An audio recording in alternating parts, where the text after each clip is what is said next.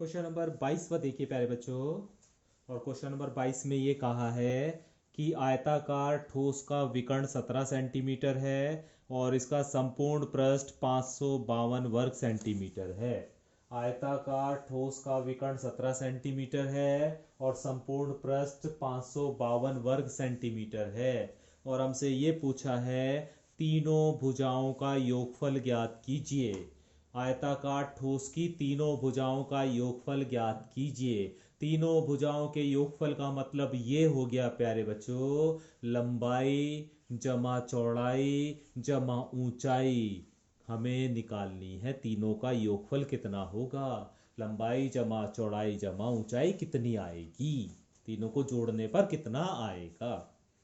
ठीक है, तो सबसे पहले हम इन्हीं दोनों बातों को जो दी हुई है उसी से हम अपना ये क्वेश्चन शुरू करते हैं। दिया हुआ है हमें आयताकार ठोस का विकर्ण। हम जानते हैं ना, पहले ये देख लो, हम जानते हैं ना इसका फॉर्मूला क्या होता है कि आयताकार ठोस का विकर्ण क्या होता है, under root L square plus B square plus H square, यही होता है। विकर्ण कितना दिया हुआ है आपको, 17 दिया हुआ है, तो विकर्ण की जगह हमने 17 रख दिया, बराबर under root L square plus B square plus H square. प्यारे बच्चों, अगर हम इधर का अंडर रूट हटाना है तो इधर का हमें वर्ग करना होगा। तो जब हम वर्ग करेंगे दोनों तरफ का, जब दोनों तरफ का वर्ग करेंगे तो 17 का स्क्वायर हो जाएगा और वो होगा 289। और जब इसका वर्ग करेंगे तो इस पे से सिर्फ अंडर रूट हट जाएगा और बचेगा एल स्क्वायर जमा बी स्क्वायर जमा एच स्क्वायर। ये हो गई आपकी समीकरण नंबर 1।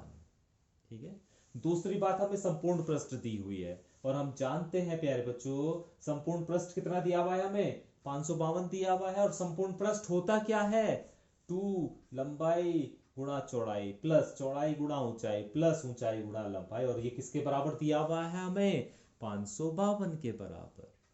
ये हो गई आपकी समीकरण नंबर 2।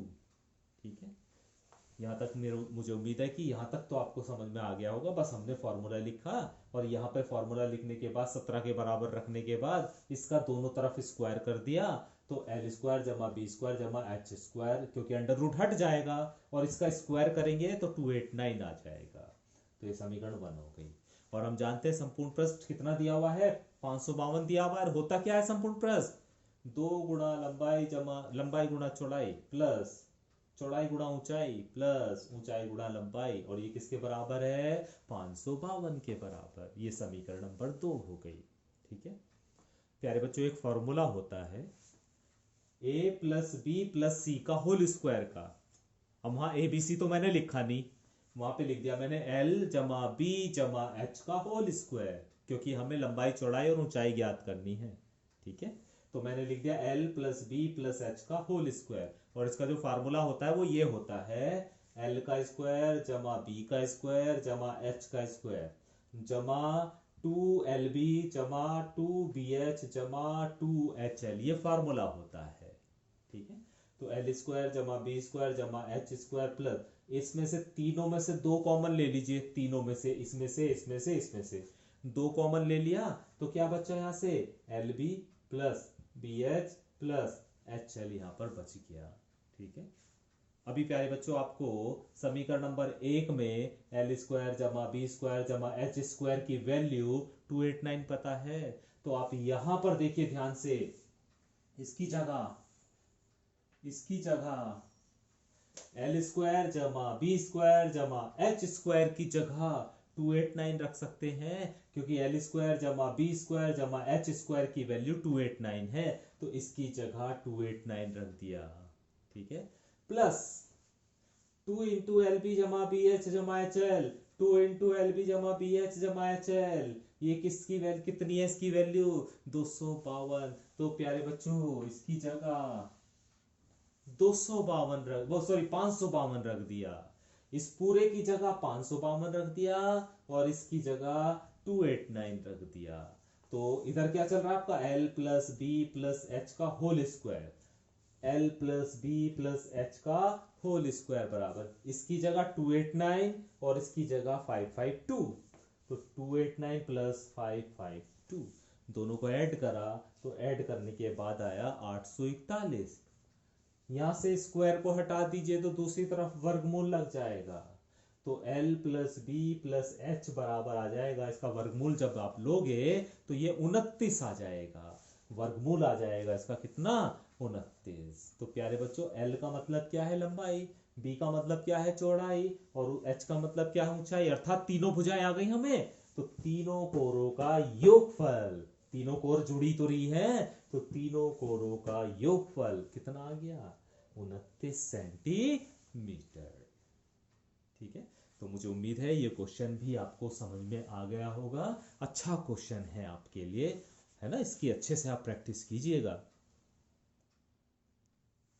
एक इसमें प्यारे बच्चों क्वेश्चन नंबर 28वां दिया हुआ है, और 28वां क्वेश्चन करने के लिए आपको प्यारे बच्चों क्वेश्चन नंबर 8 करना होगा।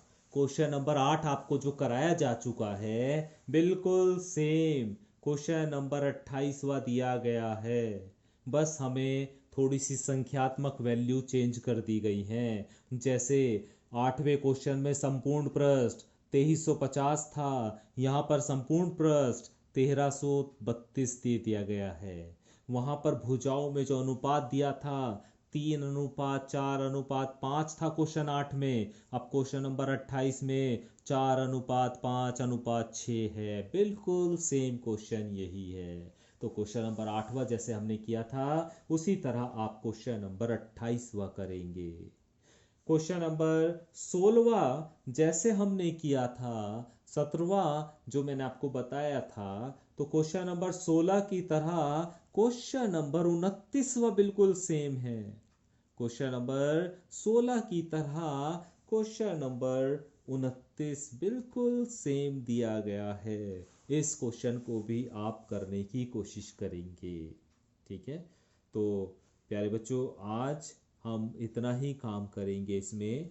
कल मैं इस एक्सरसाइज में और जो इम्पोर्टेंट क्वेश्चन होंगे, है ना, उन क्वेश्चन को और आपको कराऊंगा, और उसके बाद हम इस एक्सरसाइज को ख़त्म करेंगे। तो आज जितना भी मैंने काम कराया है उसकी आप प्रैक्टिस ज़रूर कीजिए एक बार, ताकि जो भी आपको बताया गया है वो आपको अच्छे से दोबारा भी समझ में आ सके। Thank you.